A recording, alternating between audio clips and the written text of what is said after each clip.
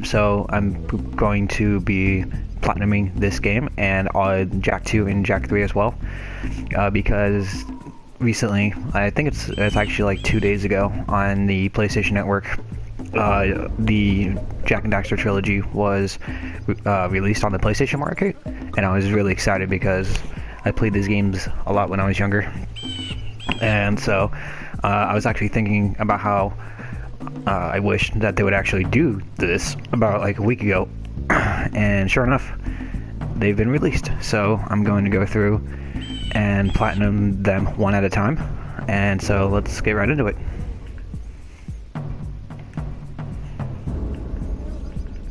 Okay, come on.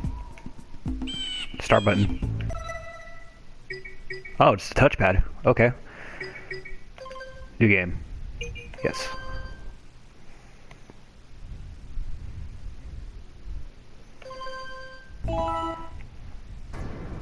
I have spent my life searching for the answers that my father and my father's fathers failed to find. Who were the precursors? Why did they create the vast monoliths that litter our planet? How did they harness eco, the life energy of the world? What was their purpose? And why did they vanish? I have asked the plants, but they do not remember. The plants have asked the rocks, but the rocks do not recall. Even the rocks do not recall.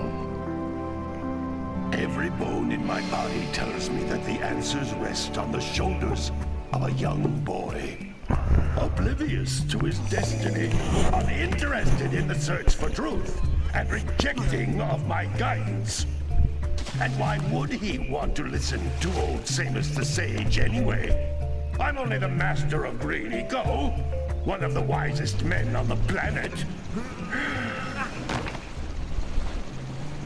So it seems the answer begins not with careful research or sensible thinking.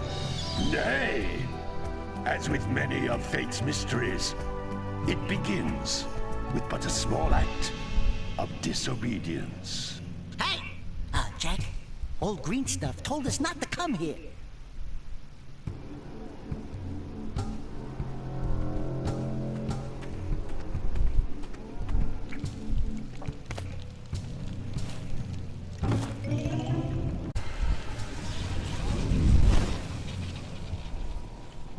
Continue your search for artifacts and eco.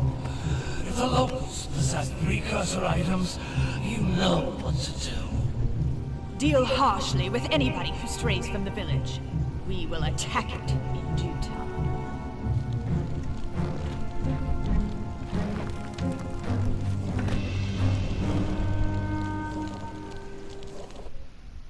What are we doing here anyway, Jak? This place gives me the creeps.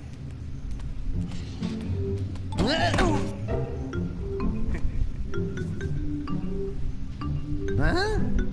Oh, stupid precursor junk. Eek! What is that dark ooze? It sure don't look friendly. The sage yaps on about the precursors that built this place all the time.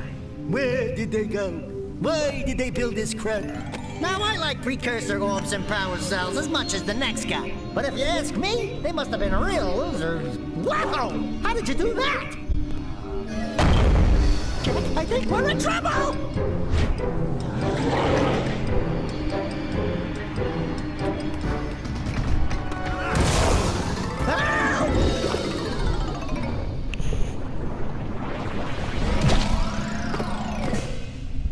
Man, that stung! I told you we shouldn't have come here, and you listened! What?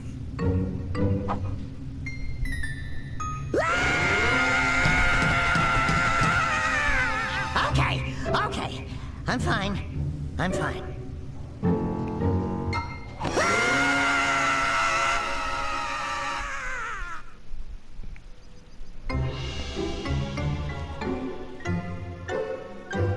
What in green tarnation do you two want? They was, I was... Don't tell me!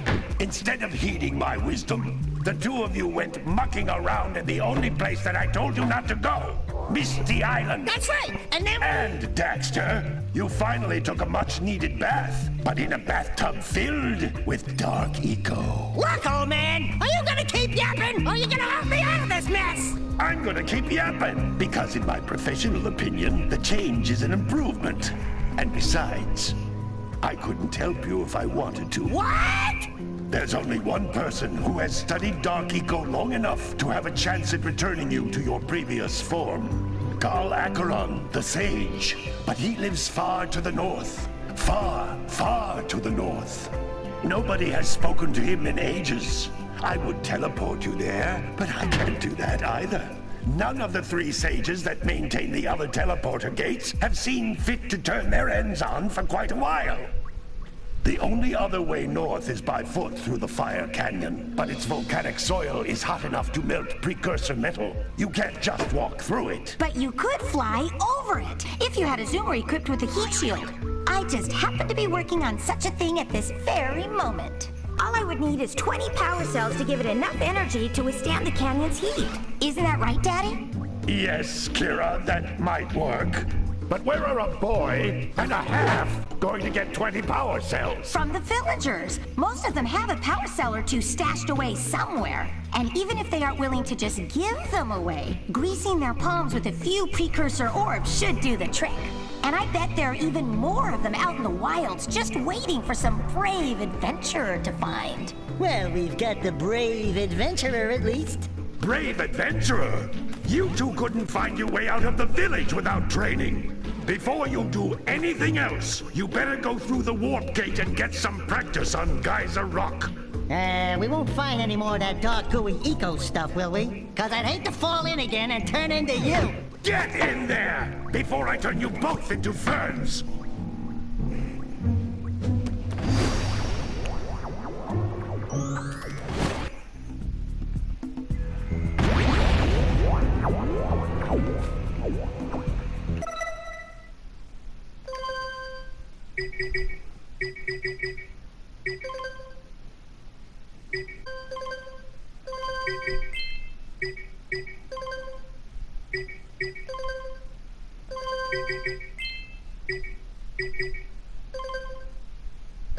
They really don't have it? Whoop, what?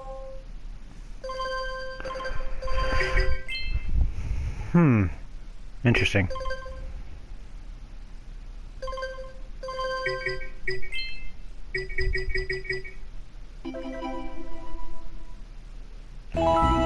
Okay.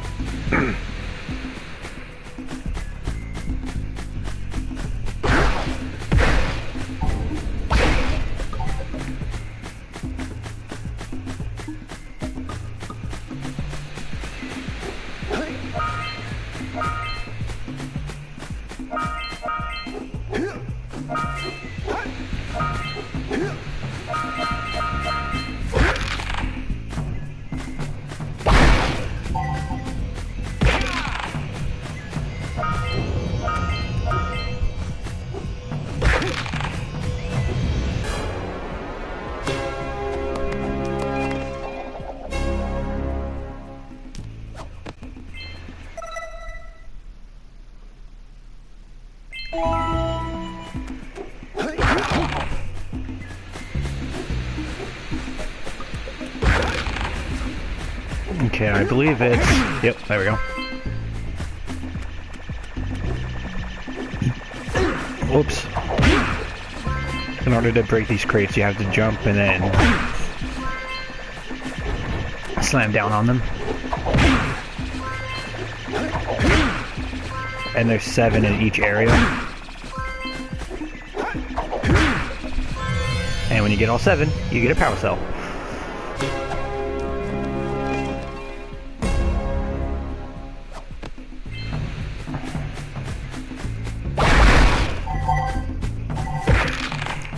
Okay, so circle is your kick, square is your punch, X is jump. Blue eco is amazing because it increases your speed and it breaks everything in the nearby area, whoops, and draws whatever collectibles you can gather near you. Right. Triangle's first person. Or toggle mode, I guess. Alright. You can double jump. Let's see. Finding these little vents fills you with the eco from the color that the vent is. And if you stand in it, it'll refill it and constantly give you more eco. And that's the first trophy. Open sesame. Whoops. Come on. Wow. Alright, platforming's terrible.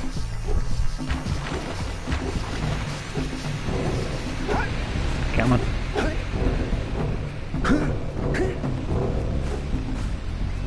And then I think if you push R1, yep, if you push R1 and X, you get to do an elevated jump. But you can't double jump after the elevated jump. And then if you push R1 when you are... Okay, if you push R1 when you're running, you roll, and push R1 and then X. While you're running, you do a roll and a jump afterwards. And there's the third power cell. Or is that the fourth? It's the fourth. Alright.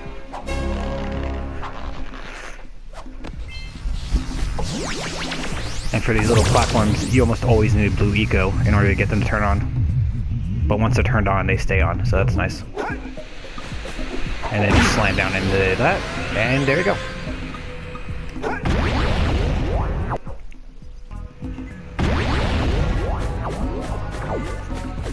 Okay, 6 more precursor orbs, somewhere in this area.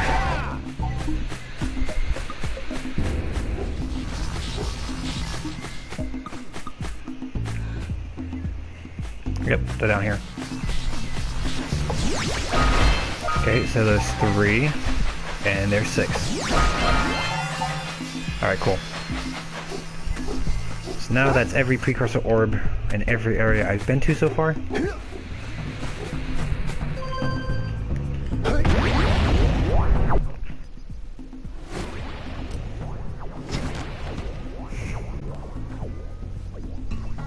Good training, boys, but that's nothing compared to the challenges that lie ahead.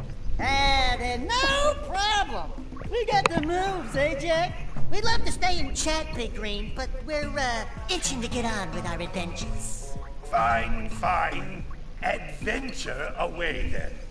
And while you're out adventuring, why don't you make yourself useful? My darn green eco-collectors are clogged up again. Head out to the far side of the beach and clear them out, why don't you? Follow the lamps. They'll take you right there.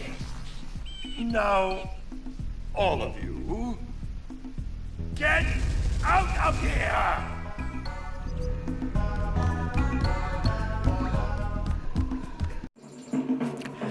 Alright everyone, that's it for part 1. In the next part, I will be fully completing Sandover Village. Well, I mean, as much of it as I can anyways. You'll see what I mean when I get there. I really like Sandover Village a lot. It's full of really interesting characters, and it looks really nice, and I think it's just a great way to start a game off, you know. Nice introductory level, get you introduced to some certain game mechanics, lets you know what you're going to be doing, and it acts like the hub for Act 1, where it connects to various things like, you know, Sentinel Beach, and the Lava Tube, and Forbidden Jungle. Anyways, you'll see what I mean in the next video, so I'll just leave it until then. And as always, feel free to leave any thoughts, feelings, criticisms, or advice you have for me or anyone else who wants to or is currently playing this game. And also follow me on Twitch. I platinum a lot of games over there. I platinum this game on Twitch and the rest of the trilogy on Twitch. So if you follow me over there, then you can help me decide which games I'm going to be platinuming next, and you can actually, you know, join in and help me out when I'm actually doing these platinum runs. So anyways, that's it until next time. Thanks for watching.